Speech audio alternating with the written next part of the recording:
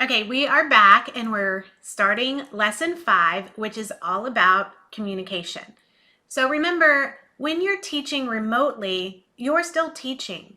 You still need to be available for the entirety of the school day, ready to answer questions and ready to check up on your students, kind of like you would do in class when you make the rounds and you go desk to desk and make sure that students are doing their work. So in this lesson, we're going to talk about some different ways that you can effectively communicate with your parents and with your students. So the first thing, let's talk about how do you communicate with your parents? Well, there are two main ways. You can email them or you can use apps like Remind in order to text them. And basically, I would suggest having a daily communication where a quick email in the morning or a quick message through Remind that just says, this is what we're doing today. This is our learning objective. This is what your student needs to do today. Please email me back with any questions. And so when you're working in partnership with your parents through remote learning, it's really imperative that they know what's going on. And it's better to send an email out every day, keeping them informed and knowing, than for them to feel like, I want to help, but I don't really know where to start. So that's kind of all I'm going to say about parent communication. Just make sure that you're doing it and you're doing it often. And you're being as specific as possible about the ways they can help you. However, don't depend on your parents doing anything or the families doing anything. You really can't, because you're going to have plenty of parents that aren't going to sit down with their kids and help them. So you want to provide the help that they need if they want it, but you don't want to depend on them to help the students, if that makes sense. Okay, so let's talk about how you're going to communicate with your students. So this is the most important part. So you can use email again. You can email your students, but there's lots of other ways to build it into your learning path. So one way we're going to look at is using the comment feature inside of the Google Apps to communicate with your students. We're going to use digital stickers that you can post on their work to help them know how they're doing. We are going to look at adding a Q&A board into your learning path that is for you and your students to collaborate and answer each other's questions. And then we're going to look at how you can add a summative assessment slide to the end of the day's work so that you can just kind of leave a recap for students that are there. Okay, so let's go into our learning path and actually look at some of this stuff.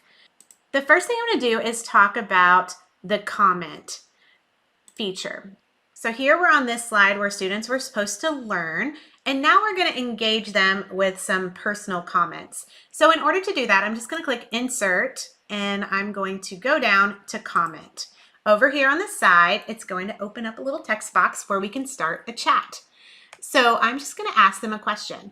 If you are specifically working on a student's learning path, you're in their learning path looking at their stuff, address them by name so that it feels personal and it feels like you are connecting with them and talking. So let's say, hey, Evan, did you learn from this video? Share one thing you learned. Okay, so now I'm going to comment, and they're going to be able to comment back. So this is one of the most important and effective ways of communicating. I used to use this strategy when I was away at a workshop and my students were learning from their learning path in the classroom. I would just get on and pop into people's work that they were working on and leave them comments, and they love it. They love knowing that you're there and you're concerned with their learning and you're there to help them.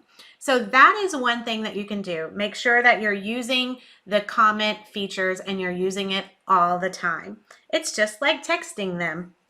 Okay, the next thing I want to show you is how you can use digital stickers. Okay, so maybe students have worked on this. They have all of their lines. What you can do is just reinforce to them how they're feeling about it by leaving them a digital sticker. I love using Bitmoji stickers because I know that kids love them and they're real easy to find. So you can just type whatever sticker you want to share and just copy it. And now I'm in the student's file and I'm looking at their work, and all I have to do is paste it here. So if they've done this work and then they come back and look at it again and they see that you've left them a sticker, then they'll know they're doing great. But you can also leave stickers maybe that says try again, or where are you? Maybe a student hasn't popped on for a while, or maybe they're taking a while. You can use all of these different stickers to help communicate different things to your students. So digital stickers are super, super fun. And the next thing I want to show you is kind of how you can use a question and answer board. So here is my beginning slide, and I inserted a slide next that says Q&A, leave a question or answer a question about today's work. So some of you in your classroom have something, maybe you call it a parking lot, where kids get a Post-it note and stick it up and other kids can answer. This is the same type of thing, only a digital version. So I'm going to create a table by inserting a table, and I'm just going to make it 2 columns by 10 rows. Okay, so now I'm going to just label this column question and this column answer. And then the students can come in and choose a row to type their question. And then other students, or you as the teacher, can go into the answer column and write the answer. So this is a great way if you have a specific question that would apply to everyone or that everyone could learn from. If you can help your students get into the habit of using this, it's helpful for everyone. All right, the other thing I want to show you for assessment is how you can add a summative assessment slide. So this Q&A is kind of at the beginning before they start doing their work, but after they've done all their work from the day, the very last slide I put for the day's work is one that is an assessment slide. So basically I just put a text box in that says, you're done with today's work. How do you think you did? Give yourself a grade, or write need help. So here I have the different things that they were supposed to do with the day's work, and then they can grade themselves. Did they learn from the video? Well, if they did, they can just write A+. And then I can add this too. So for example, if they took the quiz and they didn't do very well on it, you can give them a grade, or you can write a comment like try again, something like that, so that they know how they're doing at the end of every day.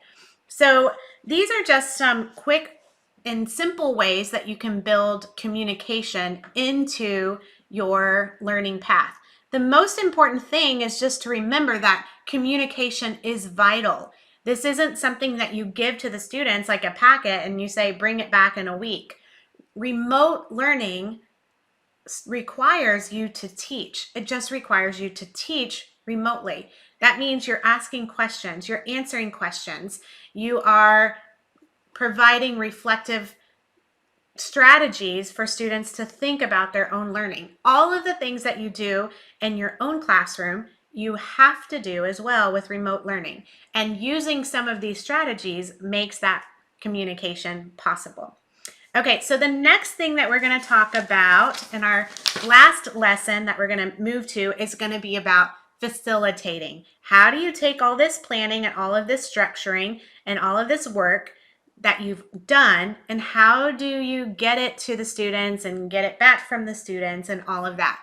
So stay tuned for the very last lesson when we're going to put the finishing touches on our learning path and share it with our students.